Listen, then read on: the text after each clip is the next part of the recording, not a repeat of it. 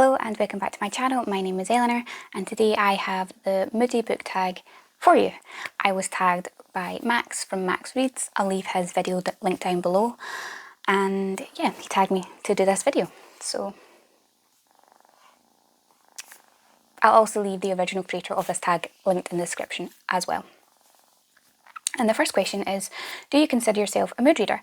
And yes, I do. I am like almost 100% a mood reader. I haven't really tried to make TBRs to stick to them because I'm just so picky. I just pick up whatever's next. I'm trying to be better at picking up the books I've owned the longest and reading them first, but suffice to say I'm failing quite drastically at that. But yes, I'm very much a mood reader. I can't stick to TBRs. Yeah, it just doesn't work for me. And that kind of answered question 2, which is, do you set TBRs and do you stick to them? No, I don't set TBRs, and I probably wouldn't be able to stick to them if I did. Or I would be able to stick to them because I'm quite self-disciplined in that way. Like if I set myself like goals or a list, like I need to tick it off, but it wouldn't be very fun and I'd be forcing myself to read books that I wouldn't be in the mood for at that time, and I maybe wouldn't enjoy them as much. So I try not to do that.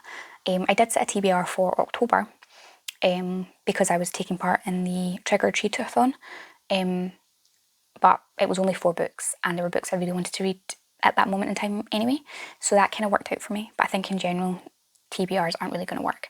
I am though, watch out for the video, I don't know when I'm going to do it, at the end of the year. I'm going to set up a kind of a yearly TBR for 2021, as in there's a list of books I want to read, but I have the whole year to read them. So very loose, but yeah, just loose plans for 2021, I suppose. The next question, do books affect you emotionally? And yes, they do. I laugh out loud at books, I cry at books, I get very emotionally invested in books, the same way you would a TV show or a film. I'm quite an emotional person, I feel like sometimes. Maybe I don't show it externally, but yeah, books quite affect me deeply. Like I get really attached to characters, and I just finished Feed by Myra Grant this morning and I cried a little bit at the end because if you've read that book you know what that end is, and yeah, I shed some tears. So question number 4, when you're feeling sad, do you like to read sad, happy or neutral books? I don't really, none of the above.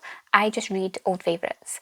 So they're not necessarily, they're usually not sad books, old favourites, because I don't really read, correct me if I'm wrong, mostly really sad books like that are usually contemporary books that have that really emotional aspect to them, like the whole way through a story, and I don't really read books like that, but I read old favourites, so I go back and I reread just books that I love and hold a attachment to me, and I'll yeah, enjoy rereading it. Question number 5, most often do you use reading to escape, learn or critically reflect? Probably escape. Reading is my form of entertainment. I don't really watch TV, I don't really watch films very often. I read as my form of entertainment. It's escapism for me, and that's why I mostly read science fiction and fantasy. I don't like reading contemporary books because I find them really dull and really boring. I'm in the real world. I'm not into watching reality TV, so I find contemporary books really, really dull. No shade on you, if you love reading them, go for it, but that's just not what I get out of reading. That's why I read science fiction and fantasy, because I want to escape to another world. I want to be immersed in this other place and be entertained. Question number 6, what is a book that made you laugh out loud?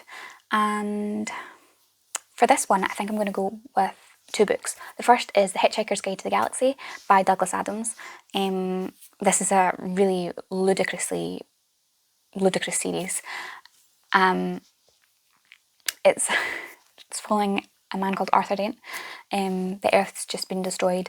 He's with an alien who he's thought was human all these years, and they end up in space. And so much goes on from there. It's absolutely ridiculous. But Douglas Adams was a brilliant writer, and The Hitchhiker's Guide to the Galaxy initially started as a radio series, and it's just hilarious. It's so ridiculous, but there's so many quotable moments to it as well. So I love those books. I've actually just thought of our third honourable mention. The second is the Discworld series by Terry Pratchett. Not any books in particular because there's so many, but just in general, Terry Pratchett is a very humorous writer. He writes very cookie crazy fantasy, but he has he's very good, I don't know how you word it, very good at writing about political topics, very contemporary, very modern things, but in such a weird, funky way that you don't even realise that you're learning about these things. And I don't know if it would be called a satire, to say that he's making fun of these social constructs in such a weird and unique world as a Discworld. But he's a very funny writer as well. And the third book I'm going to mention is The Martian by Andy Weir.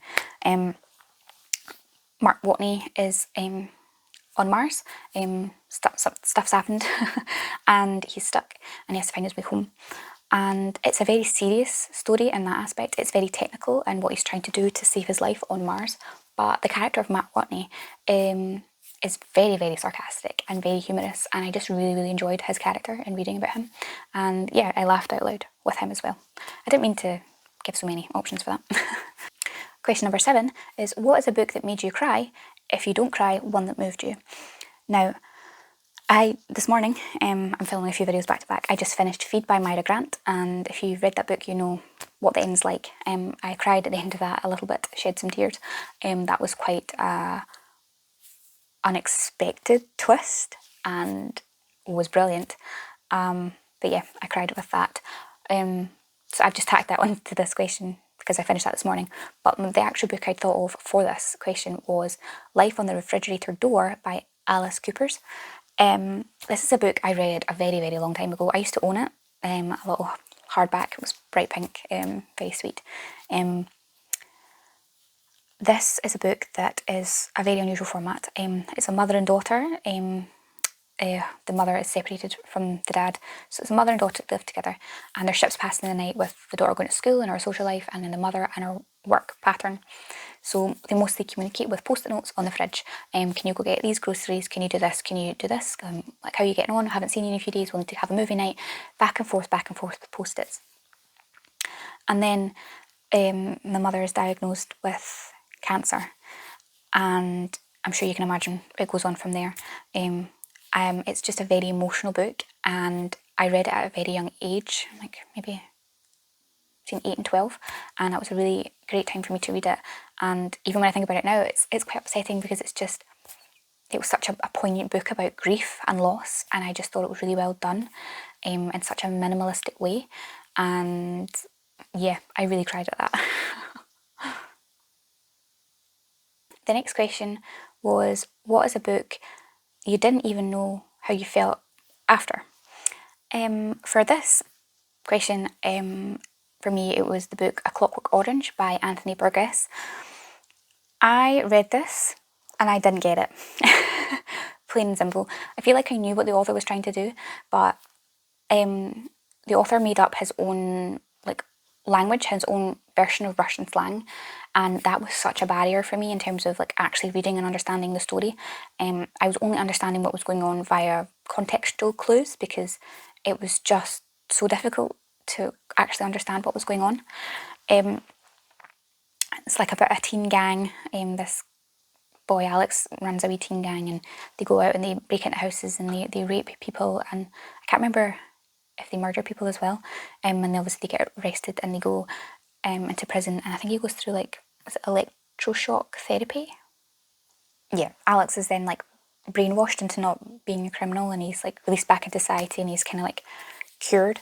I'm not really sure what the author was actually intending with this, and although it was a brutal, very graphically violent story, it didn't feel like it because of the made up language and words. It really softened what was going on, and in the end I was just really confused, and I didn't really get it. Yeah, so in the end I just didn't see the point. I think at some point I will try and watch the film because maybe that will make it a bit clearer what was going on, but I didn't get the message, I didn't understand it, and I hated the made up language. It just made it really confusing. So yeah, sorry if you liked it. Question number 9 is, are you more likely to read on a sunny or cloudy day? Now that depends.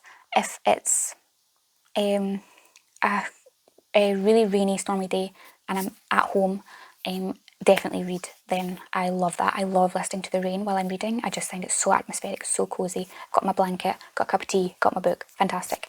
But if it's this really sunny day and I'm not doing anything, or I'm on holiday and it's sunny, I love nothing more than like lying in the shade in the sun and reading. But if I'm at home and it's really sunny, I'm usually out doing things. So it depends. If I'm abroad, I'm reading in the sun. If I'm home, I'm reading curried up, cosy and warm in the torrential rain, because I love that. And you get rain quite a lot in Scotland, so I read quite a lot.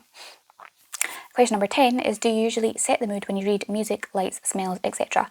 And no, I very rarely do. Sometimes I like listening to music, depending on what book I'm reading and what that book is emoting for me. I love listening to classical music, Ludovico Einaudi. When I'm reading, it's so good. But in general, I don't bother with all that. I'm too lazy. I just sit somewhere comfy, usually with a blanket.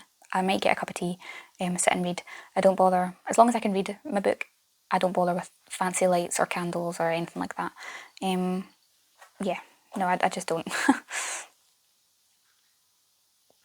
And question number 11, which is the last question, is, can you leap from book to book, or do you need buffer time between? And I'm always reading multiple books at a time, so I don't need buffer time in between. I love jumping straight into the next book. Maybe there's a day in between because I'll do so much reading, I'll finish a book and I'm like, I'll pick up another book tomorrow. But I don't usually have to actually wait. I don't have to pick up a particular type of book in between finishing books. I just go into which one ever I want to read next. But usually because I'm reading several books at once, I'm not even really starting a new book. I'm just finishing one I've already started. So yeah, I'm not too fussy about that. Just had a quick look at who Max tagged for this to see who I could tag. And I think I'm going to tag Faye from Books and Chocoholic to see if she's interested in doing this tag.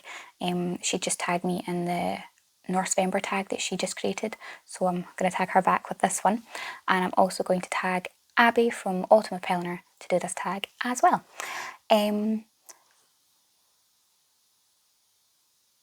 So yeah, thank you for watching this tag video. You maybe wouldn't have known it, but I've had a sleepy companion on my lap this whole time. He's been very cosy, stealing the limelight. But yeah, thank you for watching. Be sure to like and comment on this video. Subscribe if you aren't already, and I'll see you in the next video. Bye.